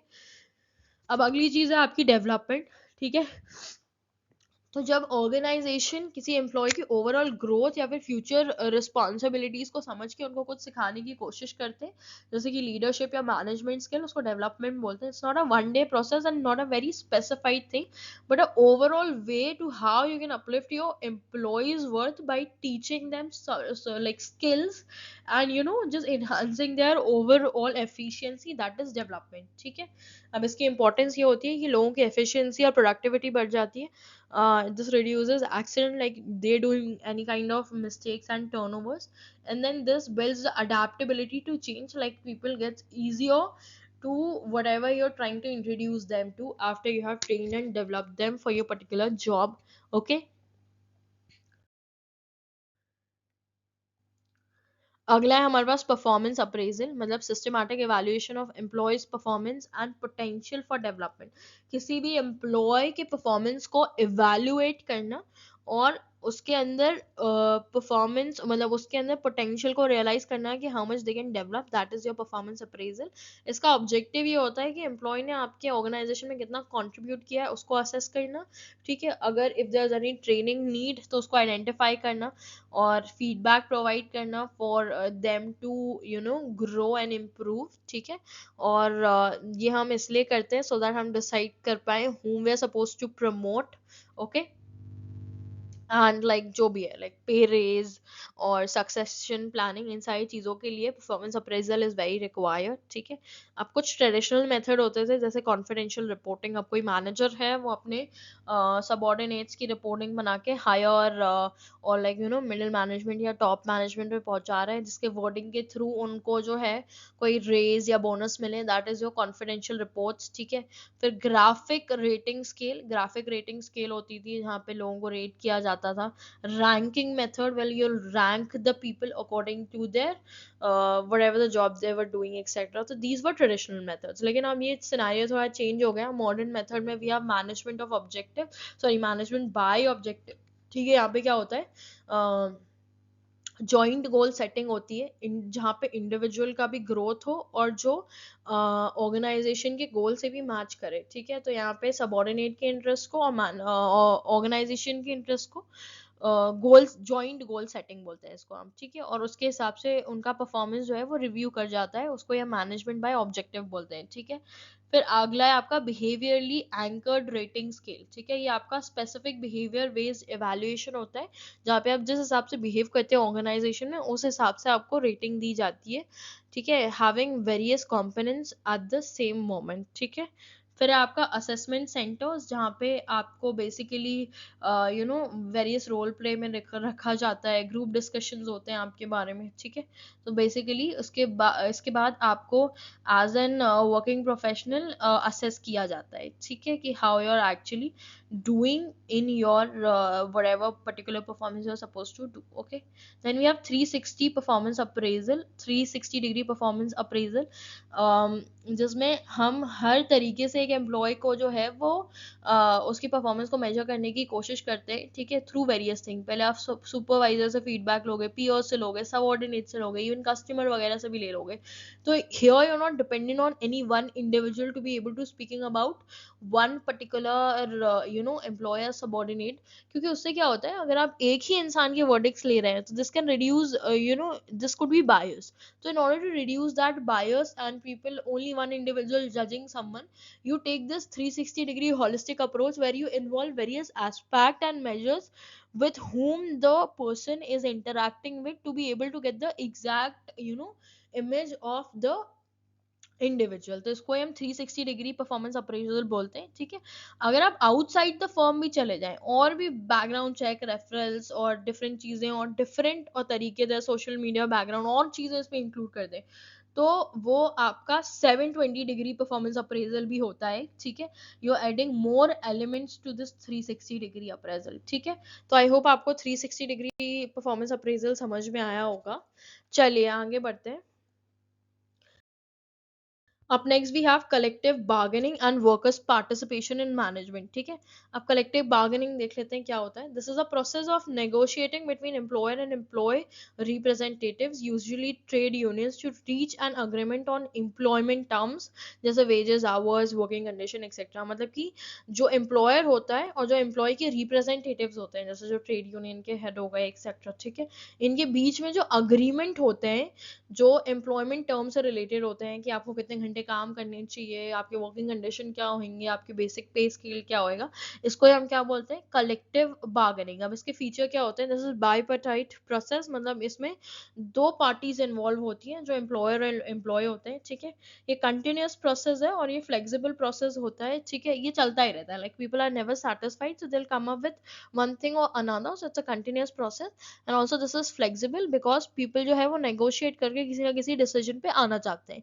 फिर है this is voluntary in nature, ठीक है। And then we have aims for industrial peace and mutual understanding. ये इसलिए होता है सो दैट इंडस्ट्री में जो है पीस और म्यूचुअल अंडरस्टैंडिंग जो है एम्प्लॉयर और एम्प्लॉय के बीच में बनी रहे। अब इसमें अगर आप कलेक्टिव बार्गेनिंग करते हैं तो इसके प्रोसेस क्या होते हैं, पहले आप प्रिपरेशन करेंगे, आप जो भी इशू है उसको आइडेंटिफाई करेंगे एज एन एम्प्लॉय और एज एन एम्प्लॉय। फिर आप नेगोशिएशन पे आएंगे, दोनों पार्टी के बीच में डिस्कशन होगा, फिर एक कलेक्टिव अग्रीमेंट होगा, म्यूचुअल सेटलमेंट होगा, जिसमें दोनों के इंटरेस्ट जो है वो देखे जाएंगे, और फिर जो भी आपने अग्री किया है उसका इम्प्लीमेंटेशन होगा, और इम्प्लीमेंट करने के बाद उस अग्रीमेंट के हिसाब से कितना काम हो रहा है आप उसको इवेलुएट करोगे, ठीक है। So these are the 5 processes और स्टेजेस ऑफ कलेक्टिव बार्गेनिंग, ठीक है। अब इसकी इंपॉर्टेंस ये होती है कि इंडस्ट्रियल हार्मनी को प्रमोट करता है, एम्प्लॉय के इंटरेस्ट को प्रोटेक्ट करके रखता है, और कॉपरेशन जो है कंपनी के बीच में वो बना रहता है, ठीक है। और यहाँ पे स्ट्राइक्स और डिस्प्यूट्स जो है वो बहुत कम होते हैं if both the parties are coming to a mutual page, okay.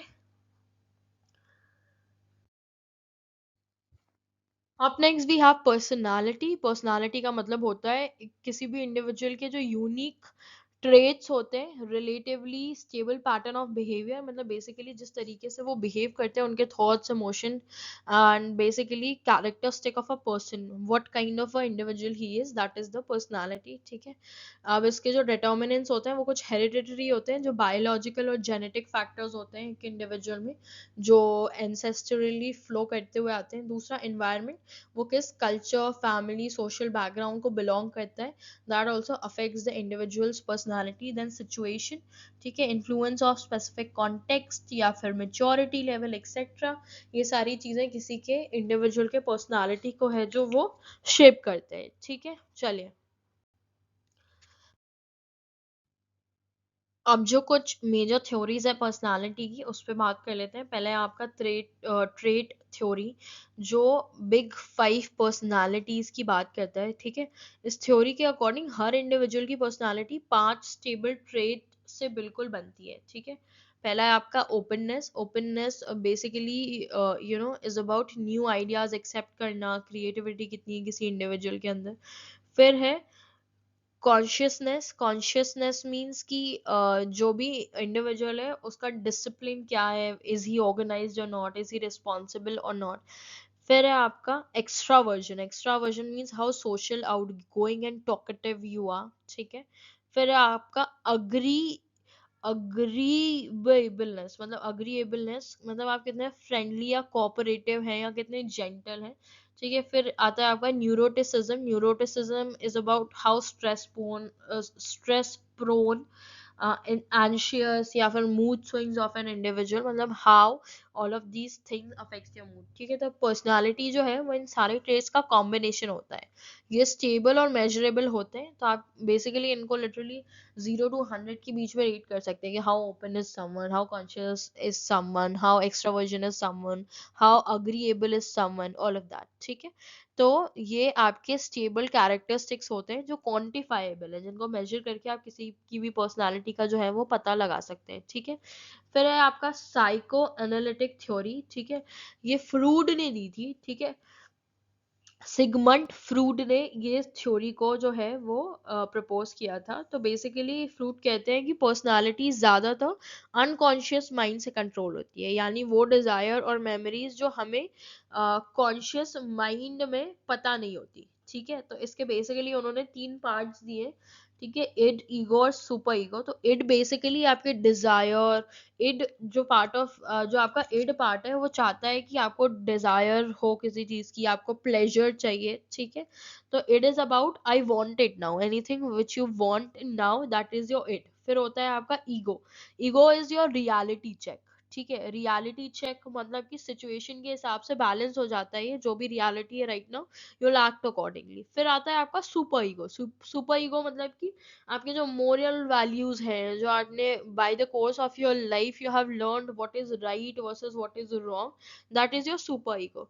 तो बेसिकली इमेज में जो आइस वर्क वाला डायग्राम है, अगर आप उसको देखो एक बार तो यहाँ पे जो आपका कॉन्शियस माइंड है, ठीक है, कॉन्शियस माइंड है, ये आपका छोटा पोर्शन है। ठीक है, जो आप ऊपर, जो आपको ऊपर दिख रहा है। ठीक है, लेकिन जो आपका अनकॉन्शियस माइंड है, ये आपकी पर्सनालिटी का लार्जेस्ट पोर्शन है, जो आपको नीचे की तरफ दिखता है। तो इसमें आपका इड और सुपर ईगो होता है, जो आपकी अनकॉन्शियस माइंड से फॉलो होता है। ठीक है, इड मतलब कि आपको क्या चाहिए, और सुपर ईगो मतलब आपके मोरल वैल्यूज एक्सेट्रा। ठीक है, ईगो जो है वो सबकॉन्शियस माइंड का पार्ट होता है, जहाँ पे आप जो भी सिचुएशन है उसके अकॉर्डिंग इनैक्ट करते हैं। ठीक है, तो पर्सनालिटी इड, ईगो और सुपर ईगो की कॉन्फ्लिक्ट प्लस बैलेंस से बनती है। ठीक है, आई होप आपको साइकोएनालिटिक थ्योरी जो है वो समझ में आई होगी। फिर आते हैं हम ह्यूमनिस्टिक थ्योरी से, जो कि मैस्लो और कार्ल रॉजर ने दी थी। ठीक है, तो इस थ्योरी के अकॉर्डिंग इंसान की personality personal growth, free will और सेल्फ एम्पावरमेंट पर बेस्ड होती है। मतलब आप फोकस करते हो पॉजिटिविटी, चॉइस, पर्सनल डेवलपमेंट पे। ठीक है, और इसको मेजर करने के लिए हम मास्लो की हायरार्की नीड को जो है वो एज अ टूल यूज करते हैं। ठीक है, तो कार्ल रॉजर्स जो है ये बताते हैं कि आपका जो रियल सेल्फ है और जो आपका आइडियल सेल्फ है, जब दोनों मैच हो जाएं तो पर्सनालिटी जो है वो हेल्दी हो जाती है। ठीक है, तो ह्यूमनिस्टिक थ्योरी जो है वो बेसिकली इंसान को पॉजिटिव प्लस ग्रोथ ओरिएंटेड मानती है, और बोलती है कि जब इंसान का जो रियल सेल्फ है वो उसकी आइडियल सेल्फ तक पहुंच जाएगा, तो जो पर्सनालिटी है वो बहुत ही ज़्यादा इफेक्टिव हो जाएगी। ठीक है, ग्रोथ ओरिएंटेड हो जाएगी। ठीक है, तो humanistic theory is about growth and free will, जो आपको आपके सेल्फ एक्चुअलाइजेशन तक पहुंचाती है। ठीक है, चलिए, आई होप आपको ये तीनों अच्छे से समझ में आई होंगी। आगे बढ़ते हैं।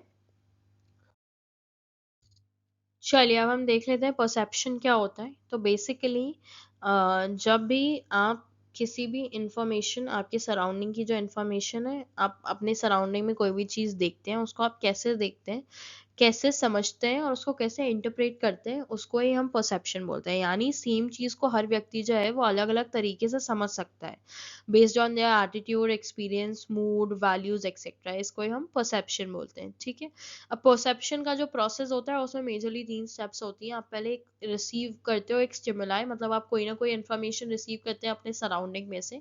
उस इन्फॉर्मेशन को आप ऑर्गेनाइज करते हैं, मतलब आपके ब्रेन में उसकी कैटेगरी या फिर कोई ऑलरेडी पैटर्न है तो आप उससे उसको रिलेट करते हैं, और फिर आप अपना जो भी आपका जो ब्रेन है वो अरेंज इन्फॉर्मेशन का कुछ मीनिंग डिसाइड करता है, उसको हम इंटरप्रेटिंग या रिस्पॉन्डिंग बोलते हैं। ठीक है, अब परसेप्शन जो है वो कभी कभी गलत या बायस्ड हो जाता है, इसको ही हम परसेप्चुअल एरर्स बोलते हैं। ठीक है, अब बहुत टाइप्स के परसेप्चुअल एरर्स होते हैं। पहला है आपका स्टीरियोटाइपिंग। स्टीरियोटाइपिंग का मतलब ये होता है कि किसी ग्रुप के सब मेंबर्स को सेम क्वालिटीज असाइन कर देना। ठीक है, मतलब आजकल जब हम कोई भी ग्रुप बना देते हैं, जैसे Gen Zs are like very over like very like overdo doing with their clothes, they are very overdoing with their clothes and certain things। ठीक है, तो हमने एक पूरे के पूरे जनरेशन को स्टीरियोटाइप कर दिया है with certain characteristic which are there in general to our brains, जैसे those are like very like their screen time is crazy, whatever their slang and their behave, they talk, लेकिन not every individual is like that। ठीक है, तो stereotyping जैसे यहाँ पे एक example भी दिया है, जैसे all engineers are introvert, लेकिन ये सही नहीं हो सकता है ना, तो इसको stereotyping बोलते हैं। फिर आएगा आपका हैलो इफेक्ट, तो हैलो इफेक्ट मतलब कि एक पॉजिटिव क्वालिटी देखकर पूरी पर्सनालिटी पॉजिटिव समझना, ठीक है। मतलब अगर आपने किसी इंसान का एक पॉजिटिव ट्रेट देख लिया, तो आप उसकी पूरी जो है पर्सनालिटी को आप पॉजिटिव लेने लग जाते हो। जैसे अगर कोई इंसान पंक्चुअल है, क्लास में रोज टाइम से पहले आ रहा है, तो आप समझ जाओगे कि ये बहुत ही ज्यादा स्मार्ट है, ऑर्गेनाइज्ड है, इंटेलिजेंट है। शायद बाकी की चीजें सही ना भी हो, लेकिन आप एक ट्रेट को देख के जो है उसके बारे में सारे जो अलग अलग परसेप्शंस हैं वो डेवलप कर लेते हैं, because that one individual has one positive trait in it, ठीक है। फिर है आपका सिलेक्टिव परसेप्शन, मतलब सिर्फ आप वही चीज नोटिस करते हो जो आप देखना चाहते हो, ठीक है। मतलब आप जो है किसी भी चीज का इंटरप्रिटेशन अपनी खुद की बिलीफ या इंटरेस्ट के हिसाब से जो है वो देखना चाहते हैं, ठीक है। Basically I only see mistakes from employees I dislike, मतलब आप सिर्फ उन लोगों के ही मिस्टेक्स देखते हैं जो आपको पसंद नहीं है, तो उसको आप सिलेक्टिव परसेप्शन बोलते हैं, ठीक है। फिर है आपका प्रोजेक्शन, तो प्रोजेक्शन मीन्स कि अपनी क्वालिटीज फीलिंग्स दूसरों पर अज्यूम कर लेना, ठीक है। मतलब attributing own like you know our own traits into others, मतलब आप जिस तरीके के हो आप वैसे ही सोचते हो कि बाकी भी लोग हैं। जैसे since I am honest everyone else must be honest too, तो दैट इज नॉट करेक्ट। तो आप अपने जैसा किसी और को जब समझ रहे हो, या फिर जिस तरीके से आप इनैक्ट करते हो आप सेम चीज दूसरे से जो है वो एक्सपेक्ट करते हो या अज्यूम करते हो, तो उसको प्रोजेक्शन बोलते हैं, ठीक है। Then we have contrast effect. Contrast effect का मतलब ये होता है बेसिकली कि जो भी आपका वैल्यूएशन है वो किसी ना किसी कंपैरिजन से इन्फ्लुएंस्ड है, ठीक है। मतलब बेसिकली अगर एग्जांपल दे तो average performance look a star performance when you actually comparing it to like very basic या वेरी मिनिमल चीज, ठीक है। तो आप कभी कभी आपका एवरेज परफॉर्मेंस जो है वो आपको बहुत ही ज्यादा अच्छा लग जाता है, बिकॉज आप कंट्रास्ट इफेक्ट में जो है उसको देख रहे हैं, ठीक है। और भी कई तरीके के परसेप्चुअल एरर्स हो सकते हैं, लेकिन आई होप आपको इतना समझ में आया होगा। चलिए आगे बढ़ते हैं। अब देखते हैं एटीट्यूड। तो attitude is a learn tendency to respond favourably और unfavourably to a person, object और अ सिचुएशन। मतलब आप एक मोमेंट ऑफ टाइम के बाद आपके दिमाग में एक लर्नड बिहेवियर आ जाता है किन्हीं लोगों की तरफ या किसी ऑब्जेक्ट या किसी सिचुएशन में एक पर्टिकुलर तरीके से बिहेव करने का, उसको हम एटीट्यूड बोलते हैं, ठीक है। मतलब कुछ लोग जो है वो एग्जाम के टाइम पे स्ट्रेस या पैनिक करते हैं, and over a long course of action ये उनका जो है वो एटीट्यूड बन जाता है टुवर्ड दैट पर्टिकुलर सिचुएशन, ठीक है। कुछ लोग जो है वो कुछ ऑब्जेक्ट को देख के बहुत ज्यादा खुश हो जाते हैं और उनकी लर्न टेंडेंसी हो जाती है कि whenever they'll see this object they'll be happy, so this is attitude, ठीक है। आप किसी पर्सन से हमेशा खुश होके मिलते हैं और वो आपने एक टेंडेंसी बना ली है उनके बारे में that they are good person, और आप उनसे हमेशा एक पर्टिकुलर बिहेवियर के साथ मिलते हैं, दैट इज एटीट्यूड। वाइसा वर्सा, अगर आप अनफेवरेबल बिहेव करते हैं कुछ चीजें सिचुएशन या लोगों को देख के, उसको हम एटीट्यूड बोलते हैं। तो बेसिकली आपका जो लर्न बिहेवियर होता है regarding people, object, situation over a course of time, that is your attitude, ठीक है। अब कुछ कंपोनेंट्स होते हैं आपके एटीट्यूड के। पहला होता है आपका अफेक्टिव, मतलब कि जो आपकी फीलिंग्स होती हैं, ठीक है। जो आपकी फीलिंग्स या इमोशन होते हैं किसी ऑब्जेक्ट को लेके, जैसे I feel happy about my job, that is your affective part of your attitude, ठीक है। दूसरा है आपका बिहेवियरल, ठीक है। बिहेवियरल कंपोनेंट जो होता है ना, that is related to intention और टेंडेंसी टू एक्ट, मतलब आप किस तरीके से किसी चीज को लेके बिहेव करना चाहते हैं उसको हम बिहेवियरल कंपोनेंट बोलते हैं, ठीक है। Example, I will work hard at my job, आप किस तरीके से काम करना चाहते हैं, आप किस तरीके से बिहेव करना चाहते हैं, आपके एक्शंस जो है वो किस तरीके से होंगे, उसको बिहेवियरल कंपोनेंट बोलते हैं। और फिर होता है आपके कॉग्निटिव जो कंपोनेंट, जो कि आपके बिलीव्स होते हैं, बिलीव्स और thoughts about of object or about an object or individual or situation is your cognitive part of ABC model. ABC model of attitude we're discussing here, ठीक है। So cognitive part of your individuality speaks about your beliefs and thought, जैसे कि I believe my job is important, ठीक है। तो आप किस चीज पे भरोसा रखते हैं वो cognitive होता है। तो effective मतलब कि आप क्या फील कर रहे हैं प्लस आपके एक्शन क्या है और आप क्या सोचते हैं, ये सब मिलके आपका एक एटीट्यूड जो है वो बनता है, ठीक है। अब जॉब रिलेटेड एटीट्यूड क्या है, जॉब सेटिस्फैक्शन, मतलब आप जो जॉब कर रहे हैं आप उससे सेटिस्फाइड है। ऑर्गेनाइजेशनल कमिटमेंट, आप जिस भी ऑर्गेनाइजेशन में काम कर रहे हैं उसके टुवर्ड्स कमिटेड है, ठीक है। तो और फिर job involvement, how involve you feel in your particular job, ये सारे एटीट्यूड्स जो है वो जॉब रिलेटेड होते हैं, ठीक है। अब change of attitude is a thing, ठीक है, जिसको चेंज कुछ लोग are not very well like presented, like whatever the way they behave, so that could be corrected or changed through communication, training and leadership in personal life, through course of actions, through learnings, and with times etc. You or anyone can change the attitudes, okay. Up next we have emotion, ठीक है। तो emotion are intense feeling directed at someone और something, किसी चीज के लिए या किसी इंडिविजुअल के लिए आपकी जो इंटेंस फीलिंग होती है उसको ही हम इमोशंस बोलते हैं, ठीक है। Emotional intelligence is basically ability to understand and manage one's own emotion and those of others, जब आप अपने खुद के इमोशंस को समझ पाते हैं और दूसरों के इमोशंस को भी समझ पाते हैं तो उसको ही हम इमोशनल इंटेलिजेंस बोलते हैं, ठीक है।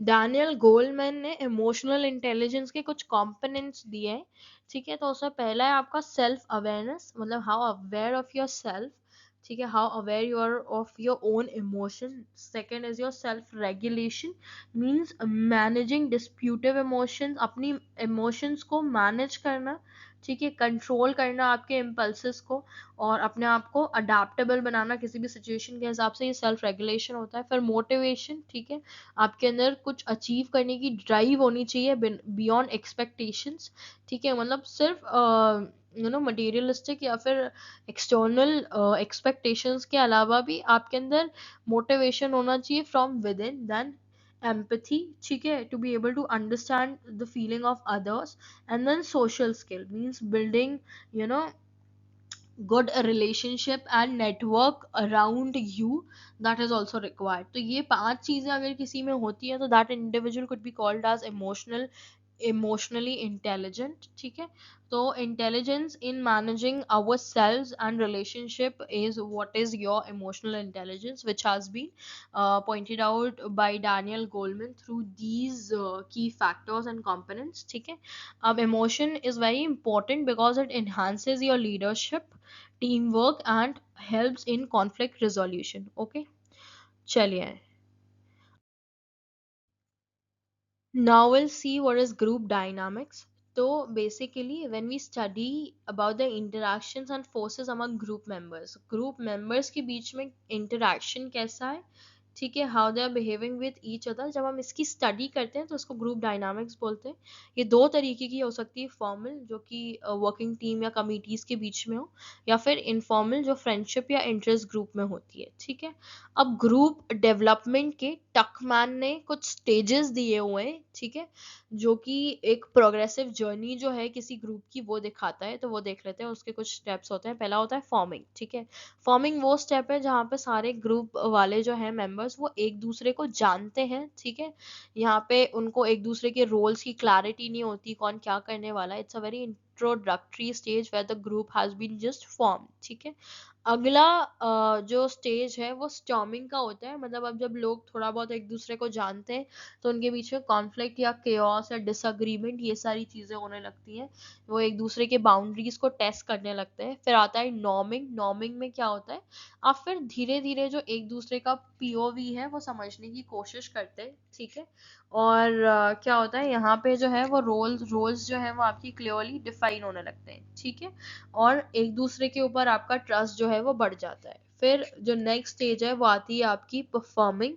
परफॉर्मिंग में आपकी जो प्रोडक्टिविटी है वो बढ़ जाती है, एफिशिएंसी बढ़ जाती है, ठीक है। आपका जो टीम वर्क है वो अच्छे से सीमलेस तरीके से होने लगता है। There could be a sense of synergy, means energy of every individual together mixed for a particular goal to be achieved, and then focus and interdependence also increases, ठीक है। फिर उसके बाद आता है आपका आखिरी स्टेप जो होता है adjourning, मतलब जो टास्क कंप्लीट हो गया उसके बाद जो आपका प्रोजेक्ट है वो रैप अप हो रहा है। यहाँ पे आपका जो भी है आप अपने रिकॉग्नाइज करते हैं अपने अचीवमेंट को, और यहाँ पे लोगों के पास मिक्स इमोशन होते हैं, people are moving on with whatever job they have been doing, ठीक है। तो ये सारे जो हैं वो स्टेजेस है ग्रुप डेवलपमेंट में। मतलब पहले ग्रुप बनेगा, लोग एक दूसरे को जानेंगे, फिर थोड़े बहुत जो है कॉन्फ्लिक्ट या किओस होंगे, फिर उसके बाद लोग जो है वो आपस में चीजें बिल्ड करने लगेंगे, उसके बाद दिल डू एन एक्सलेंट परफॉर्मेंस, और उसके बाद सब वाइंड अप होके डिसोल्यूट हो जाएगा, people will have next like mixed emotion, and they will be moving on from that particular group, ठीक है। अब आता है group cohesiveness. Group cohesiveness is basically how coordinated you are within your group members, ठीक है। अब ये होता है, ये बढ़ता तब है जब आपके बीच में सिमिलैरिटी हो, आपके बीच में इंटरेक्शन हो, और आप एज अ ग्रुप कोई काम कर रहे हैं तो आपको सक्सेस मिले। तो जब ये सारी चीजें पूरी होंगी तो आपका जो ग्रुप है वो कोहेसिव हो जाएगा, ठीक है। चलिए, अगला होता है आपका रिवॉर्ड पावर, ठीक है। This is basically the ability to give positive benefits और रिवॉर्ड। मतलब ऐसी पावर होना जहाँ पे आप किसी को रिवॉर्ड दे पाए या पॉजिटिव बेनिफिट्स दे पाए, जैसे कि प्रमोशन, प्रेज एक्सेट्रा, ठीक है। फिर तीसरी होती है आपकी coercive power. Coercive power is basically ability to punish, ठीक है। और आप किसी से बेसिकली आपके पास ऐसी एबिलिटी हो ना जहाँ पे आप किसी को डरा धमका पाए, उसको पनिशमेंट दे पाए, या फिर आप उसके रिवॉर्ड्स जो हैं वो ले पाए, तो उसको कोर्सिव पावर बोलते हैं। जैसे आप थ्रेट्स देना, डिमोशन करना किसी का, ठीक है, ऑल ऑफ दीज थिंग्स। फिर आती है एक्सपर्ट पावर, ठीक है। This is influence on the basis of special skills, knowledge या एक्सपर्टीज। मतलब कोई आईटी स्पेशलिस्ट है तो उसके पास अपनी एक्सपर्ट पावर होती है, एक डॉक्टर है तो उसके पास अपनी डॉक्टर्स एडवाइस जो है वो उसकी एक्सपर्ट पावर होगी, जो ऑर्डिनरी लोगों के पास नहीं होती है। फिर आपकी लास्ट है रेफरेंट पावर, ठीक है। This is influence on the basis of admiration and respect और करिश्मा, ठीक है। मतलब कुछ लोग ऐसे होते हैं जिनको genuinely group of people follows और रिस्पेक्ट, और उनको पीपल के प्रेज या अपने करिश्मा की वजह से जो है वो पावर मिली हुई है, ठीक है। जैसे कोई मेंटोर है, या फिर कोई लीडर है, या फिर कोई स्पिरिचुअल लीडर है एक्सेट्रा, ठीक है, जिसको लोग जो है वो स्टार बनाते हैं, उनको रेफरेंट पावर मिलती है, ठीक है। चलिए, अब हम बात कर लेते हैं ऑर्गेनाइजेशनल पॉलिटिक्स की। मतलब जब आप पावर को यूज करके पर्सनल या फिर ग्रुप इंटरेस्ट के लिए पावर यूज करते हैं, उसको हम पॉलिटिक्स बोलते हैं, ठीक है। अब यहाँ पे क्या होता है, आपकी पॉलिटिक्स कब मिनिमाइज हो जाएगी, मतलब जब पावर जो है मिसयूज ना की जाए, और जो पर्सनल है और ग्रुप इंटरेस्ट है उसको बचा के रखा जाए, उसके लिए हमको पॉलिटिक्स जो है वो मिनिमाइज करनी पड़ती है। अब जब आपका फर्म ट्रांसपेरेंट होएगा, क्लियर पॉलिसीज होंगी और लीडरशिप एथिकल होगी, तो पॉलिटिक्स जो है वो मिनिमाइज हो सकती है, ठीक है। चलिए, अब next we have conflict and negotiation. Conflict मतलब कि जब दो इंडिविजुअल या दो ग्रुप के बीच में डिफरेंट इंटरेस्ट की वजह से डिसअग्रीमेंट्स हो जाए, उसको कॉन्फ्लिक्ट बोलते हैं। कॉन्फ्लिक्ट जो है वो दो तरीके की हो सकती है, एक फंक्शनल मतलब कंस्ट्रक्टिव, और एक डिसफंक्शनल मतलब डिस्ट्रक्टिव। फंक्शनल मीन्स कि जो आपके इनोवेशन को एनकरेज करे, कंस्ट्रक्टिव कॉन्फ्लिक्ट हो जिसकी वजह से सबका हित हो, और डिसफंक्शनल मीन्स जिसकी वजह से रिलेशनशिप खराब हो, टाइम वेस्ट हो, एफिशिएंसी ना हो, वो डिसफंक्शनल कॉन्फ्लिक्ट्स होते हैं, ठीक है। अब कॉन्फ्लिक्ट को अवॉइड करने के लिए जो रेजोल्यूशन स्ट्रैटेजीज होती है वो क्या होती है वो देख लेते हैं। मतलब कॉन्फ्लिक्ट हो रहा है लेकिन आप उसको अवॉइड करना चाहते हैं, उससे बचना चाहते हैं, उसको रिसॉल्व करना चाहते हैं, तो वो आप कैसे करेंगे, उसके लिए various strategies are there. First is avoiding. आप ट्राई करो कि आप जो कॉन्फ्लिक्ट है, आपको पता है कि certain things are not going well, लेकिन इंस्टेड ऑफ कन्फ्रंटिंग आप उसको अवॉइड करते हैं, so that at the moment आप उसको जो है नेग्लेक्ट कर पाए, ठीक है, डीले कर पाए। अगला है कॉम्प्रोमाइजिंग, ठीक है। मतलब आप एक मिडिल ग्राउंड पे आ जाएं, जिसके साथ भी आपका कॉन्फ्लिक्ट है, वेदर इट्स एन इंडिविजुअल और ग्रुप, आप दोनों के इंटरेस्ट को कंसिडर करके एक मिडिल ग्राउंड पे आ जाएं, म्यूचुअल कंसेशन पे आ जाएं, जहाँ पे आप जो भी मैटर है उसको सॉल्व कर पाए। फिर है कोलैबोरेटिंग। मतलब ये विन विन अप्रोच होता है, ठीक है। आप जो है वो क्रिएटिव सॉल्यूशंस निकालते हैं जिससे दोनों पार्टी जो है वो बेनिफिट कर पाए, ठीक है। फिर है अगली चीज कंपीटिंग। कंपीटिंग एक विल लूज अप्रोच होती है, ठीक है। दो लोग जो हैं वो अपने इंटरेस्ट को लेके लड़ते हैं, ठीक है, और अपनी जो चीजें होती हैं उनके लिए आपको बहुत हाई कंसर्न्स होते हैं, ठीक है। आप सिर्फ अपनी एजेंडा पे फोकस करते हैं and you want other person to understand your perspective and you want to win, ठीक है। Lastly you have accommodating. Accommodating means कुछ ना कुछ सैक्रिफाइस करना अपना गोल, सो दैट आप जो है एक करेक्ट डिसीजन पे आ पाओ, ठीक है। और जो आप अगले बंदा है आपके साथ, आप उसकी नीड्स को समझते हैं, सो दैट आपका जो कॉन्फ्लिक्ट है वो रिजॉल्व हो पाए। आप अपनी कोई चीज सैक्रिफाइस कर देते हैं because you consider that relationship important, तो इसलिए you can accommodate eight that moment, ठीक है। These were the ways how you can resolve any conflict, ठीक है, और स्ट्रैटेजीज, ठीक है। अब आते हैं नेगोशिएशन पे, मतलब process to reach a mutually accepted agreement. जब भी आप कोई चीज का नेगोशिएट करते हैं, आप एक म्यूचुअल ग्राउंड पे आने की कोशिश करते हैं, उसको नेगोशिएशन बोलते हैं, ठीक है। अब इसके दो अप्रोचेस होते हैं। पहला होता है अप्रोच डिस्ट्रीब्यूटिव, जहाँ पे एक पार्टी विन कर रही होती है, दूसरी पार्टी का इंटरेस्ट जो है वो लूज हो रहा होता है। और फिर एक अप्रोच होता है इंटीग्रेटिव, जहाँ पे आपका विन विन सिचुएशन होता है। आप बात करके एक ऐसे मिडिल ग्राउंड पे आते हैं जहाँ पे दोनों पार्टीज का जो इंटरेस्ट है वो सर्व हो रहा है, ओके। चलिए,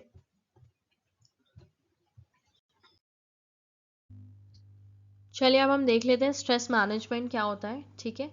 तो basically stress is a physical and emotional response to job related pressure. Stress basically एक रिस्पॉन्स होता है जब आपके ऊपर फिजिकल या इमोशनल प्रेशर है किसी भी जॉब को लेके, ठीक है। अब इसके दो टाइप होते हैं। एक होता है आपका यू स्ट्रेस, जो कि पॉजिटिव स्ट्रेस होता है, जहाँ पे आपके पास अचीवमेंट का, गोल अचीव करने का, ग्रो करने का स्ट्रेस होता है। और एक होता है आपका डिस्ट्रेस, जो नेगेटिव स्ट्रेस होता है, ठीक है, where you are stressing about workload, poor time management etcetera, ठीक है।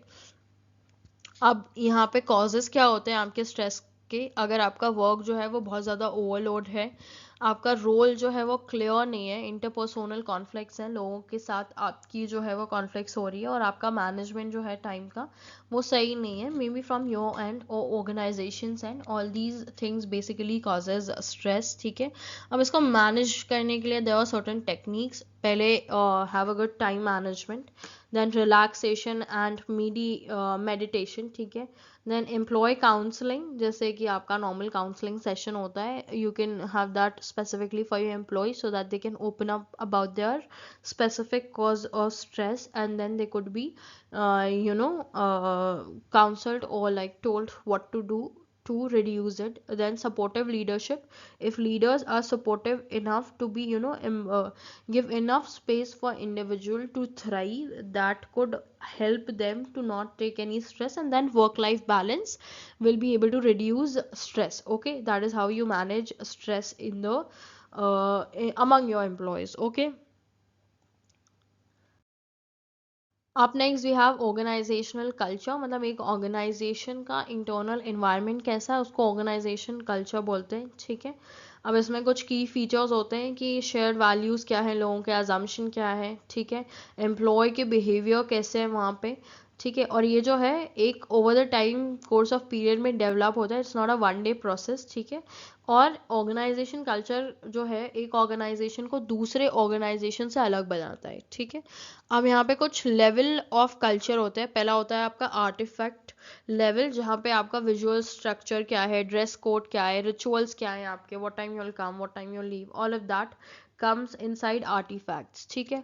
फिर अगला लेवल होता है आपका एस्पाउस्ड वैल्यूज, ठीक है। स्पाउस वैल्यूज मीन्स कि जो ऑर्गेनाइजेशन में स्ट्रैटेजी है वो क्या है, गोल्स क्या है, फिलोसफीज क्या है, मतलब ऑल टुगेदर ऑर्गेनाइजेशन में क्या वैल्यूज है लोगों के अंदर और क्या गोल्स और फिलोसफीज वो फॉलो करते हैं, that is your spouse values. फिर तीसरा है आपका बेसिक अजम्पशन लेवल, जहाँ पे जो भी बिलीव्स है, मतलब basically deeply held beliefs that are taken for granted, तो जो भी आपके बिलीव्स वगैरह हैं वो सारे बेसिक अजम्पशंस में आ जाते हैं, ठीक है। Beliefs of the organisational group and people existing into that contribution, that is your basic assumption, ठीक है।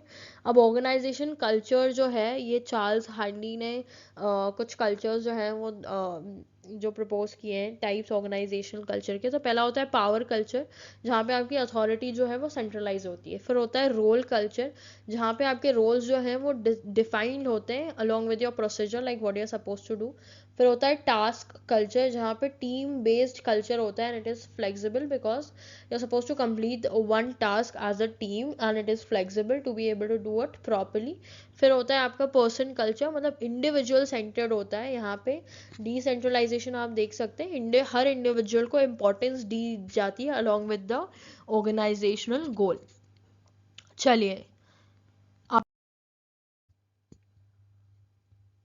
चलिए अब हम देख लेते हैं ऑर्गेनाइजेशनल डेवलपमेंट क्या होता है। ठीक है, तो इट इज़ बेसिकली एक planned long term systematic effort जिसमें ऑर्गेनाइजेशन के बिहेवियर, कल्चर, प्रोसेसेस और पीपल को इम्प्रूव किया जाता है ताकि इफेक्टिवनेस और अडेप्टेबिलिटी और एम्प्लॉय का जो सेटिस्फेक्शन है उसको आप बढ़ा पाओ। ठीक है, तो ओडी का मेन पर्पस होता है चेंज को स्मूथली एक्सेप्ट करना और परफॉर्मेंस इम्प्रूव करना। ठीक है, अब इसके कुछ ऑब्जेक्टिव्स होते हैं। पहला है आपका कम्युनिकेशन एंड कोलैबोरेशन को इम्प्रूव करना, एम्प्लॉयज़ के बीच ट्रस्ट और ओपननेस डेवलप करना, चेंज को एक्सेप्ट करना कि अडेप्टेबिलिटी जो है वो आपकी प्रॉपरली जो है आप उसको अडाप्ट कर पाए, मतलब कुछ भी जो भी अडेप्टेबिलिटी है उसको आप स्मूथली जो है वो कर पाए। ठीक है, फिर लीडरशिप और टीम स्पिरिट को स्ट्रांग बनाना। ठीक है, तो ओवरऑल एक healthy culture plus better team work plus higher productivity ensure करना।